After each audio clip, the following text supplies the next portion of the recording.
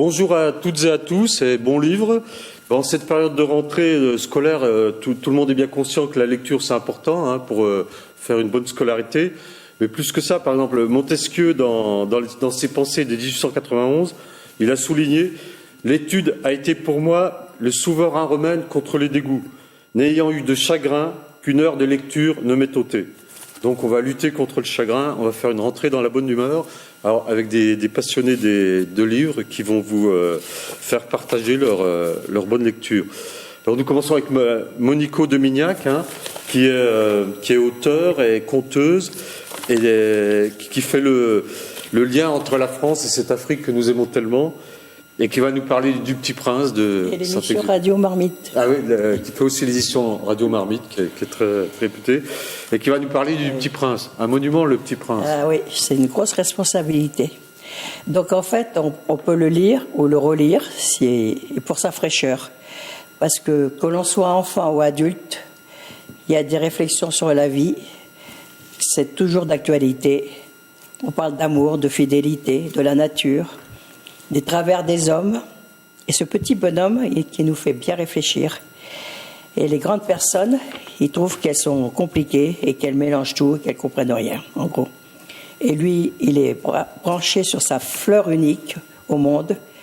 Et Bernard m'a dit, en fait, la fleur, c'est vrai, c'est la femme. C'est la femme. Donc je le remercie de m'avoir donné cette idée. Donc en fait, il va de lieu en lieu, de planète en planète. Il y a la planète de Monsieur Cramoisi qui se prend très très au sérieux. Il y a le roi, les baobabs, avec les baobabs qui trouvent que Saint-Exupéry dessine pas bien, les volcans, le vaniteux, le businessman, le réverbère, la terre, et on arrive vers le serpent, avec l'échange avec le serpent, qui est très beau, les échos dans la montagne, et surtout le renard, l'autre dialogue avec le renard, il y a l'aiguilleur et ça. Bon. Et j'ai mis toutes les phrases qui nous frappent, chacune, qu'on a entendues et qu'on va re-entendre. En fait, c'est chacun trouve son étoile. Il faut apprivoiser, essayer d'apprivoiser. J'essaie de vous apprivoiser. Créer des liens. La fleur est unique au monde, mais nous-mêmes, nous sommes uniques au monde. Et puis cette image des cheveux d'or du Petit Prince qui fait penser au champ de blé. Et puis bien sûr, l'essentiel est invisible aux yeux. On ne voit bien qu'avec le cœur. Voilà, tout ça avec la voix de Gérard Philippe, si c'est possible. Tout ça, c'est une merveille, un petit bonheur pour la rentrée que je vous souhaite belle et bonne. Et le Petit Prince est connu dans le monde entier, là. Bien sûr. J'étais en Corée du Sud voir mon fils, et à Busan, la ville du Sud-Est, il y a une sculpture du Petit Prince avec le petit renard qui regarde la mer, et les gens font une file d'attente pour être en photo à côté du Petit Prince. C'est vraiment, il est mondialement connu, quoi. Moi, j'ai connu deux jeunes filles, j'en parlais tout à l'heure, qui font du théâtre, qui avaient monté le Petit Prince et qui sont allées au Mali, au Niger, au Burkina Faso, et qui l'ont fait évoluer selon les lieux où elles allaient. Voilà. C'est vraiment un monument, ouais. Merci Monico. Alors, comme le disait le Petit Prince, la fin d'une chose marque le commencement d'une autre chose. Donc, Nathalie Wolf, qui est maître de conférence à l'université de Saint-Quentin, tout à côté, va nous parler de Kamel Daoud, le livre Zabor, je crois. Oui, c'est ça. Merci Bernard. Je voulais vous parler du livre Zabor de Kamel Daoud, notamment parce qu'il vient de sortir en poche, là, il y a quelques semaines, au mois d'août. Juste un petit mot sur Kamel Daoud, c'est un écrivain algérien qui vit en Algérie, et il est aussi journaliste, et on connaît notamment de lui le fameux morceau Contre-enquête, sorti en 2014, qui avait eu le prix Goncourt du premier roman. Mais alors là, avec Zabor, on va plonger dans un texte qui n'a rien à voir, qui est très très différent. Donc on est dans les pensées du personnage principal, il s'appelle Ismaël, il est orphelin de mère, en plus sa mère a été répudiée quand elle était vivante, il est renié par son père, et il va vivre avec sa tante comme un paria dans un village. C'est assez ambigu parce qu'on le rejette et en même temps on le respecte. Et pourquoi il y a cette ambiguïté ? Parce que il a un pouvoir, un don qu'on lui attribue, et d'ailleurs dont il se persuade lui-même. Il écrit pour empêcher les autres de mourir. Et on vient le chercher un jour pour qu'il vienne sauver justement ce père qu'il a renié avec son fameux pouvoir. Donc évidemment, dans le livre, il y a des choses magnifiques sur le rapport au père, sur la question de la colère rentrée, sur le fait de pardonner ou pas d'ailleurs. Hein. Voilà, mais à mon avis, l'essentiel du livre, c'est pas ça. L'essentiel du livre, c'est un livre sur le pouvoir d'écrire. Et alors, dans la première page du livre, on peut lire « Écrire est la seule ruse efficace contre la mort ». Donc là, tout est dit. C'est vraiment une allégorie magnifique à l'écriture, à la littérature. Et c'est vraiment dans ce livre, enfin moi, c'est vraiment ce qui m'a plu, c'est la littérature qui rend libre, la littérature qui libère de tous les enfermements.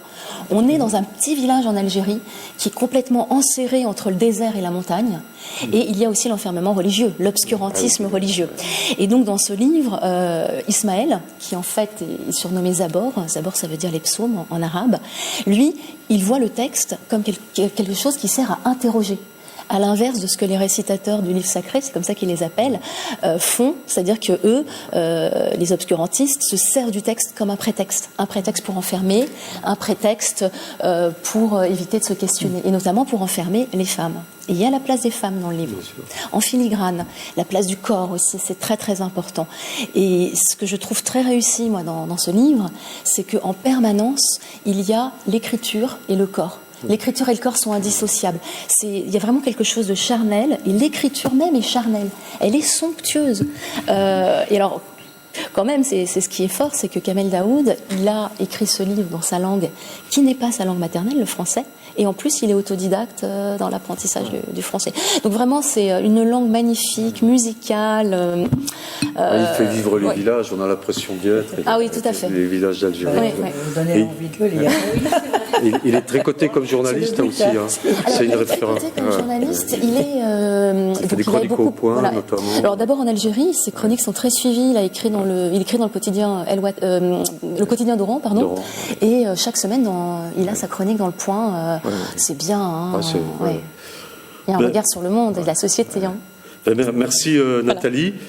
Donc Claire Beldan, qui est chanteuse de talent et comédienne aussi, qui habite dans la région à Montfort-l'Amaury, va nous parler de Rebecca par Daphné du Maurier.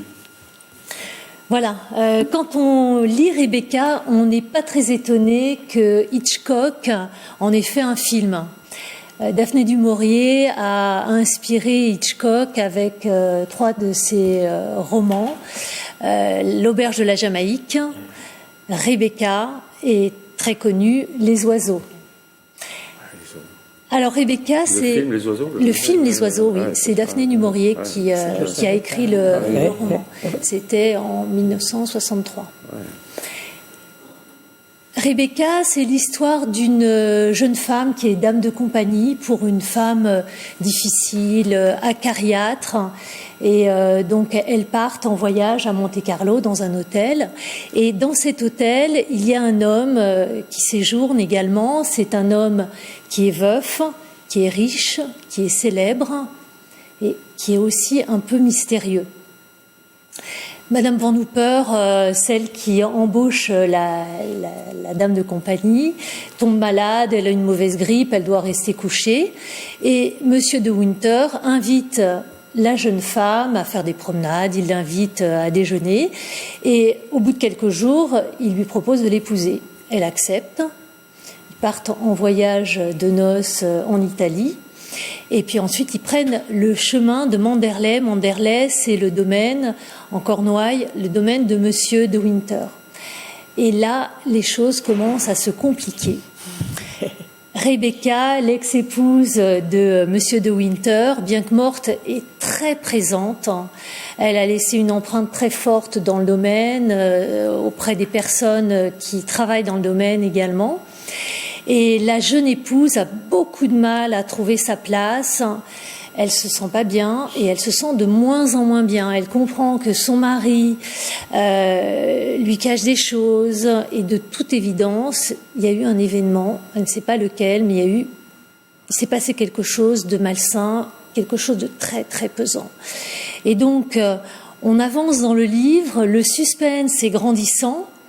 Et jusqu'au dénouement, on est vraiment tenu en haleine. Voilà, je ne vous dirai pas la suite. Donc voilà, ce livre, je l'ai lu il y a plusieurs années, je l'ai relu pour l'émission. Et je pense que je vais essayer de voir le film pour prolonger les effets du roman. Et Daphné du Maurier, c'est une très belle écriture. C'est une très belle écriture. Les paysages, on se croira en Cornouailles en fait.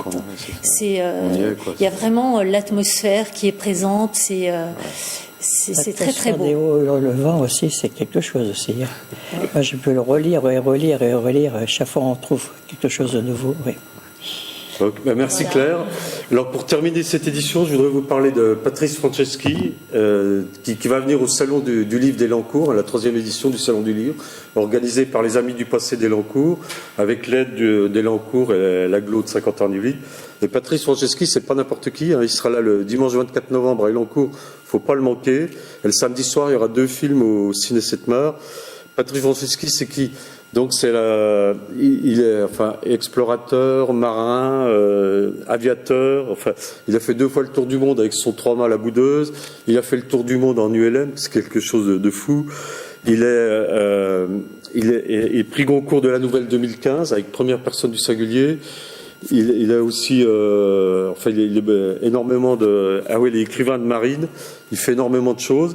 Et donc, il sera à Elancourt le dimanche 24 novembre. Et dans ce livre, donc, c'est un recueil de nouvelles. Et il fait vivre des personnages qui sont des espèces de Don Quichotte, des gens passionnés, qui cherchent l'impossible, qui sont entiers, qui n'acceptent pas le compromis, et qui sont mis dans des situations très difficiles où ils mettent leur vie en jeu, Ils ont des choix, donc est-ce que je vais jusqu'à la mort ou pas? Et c'est vraiment très très fort. La première nouvelle, c'est un vieux marin à loup de mer, Flaherty, un Écossais, qui a navigué dans toutes les mers du monde.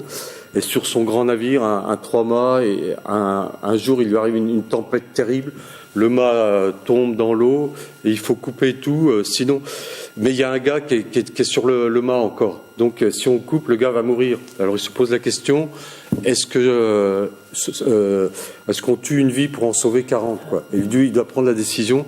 Et ce qui est terrible, c'est que le gars qui est sur le mât, c'est son fils.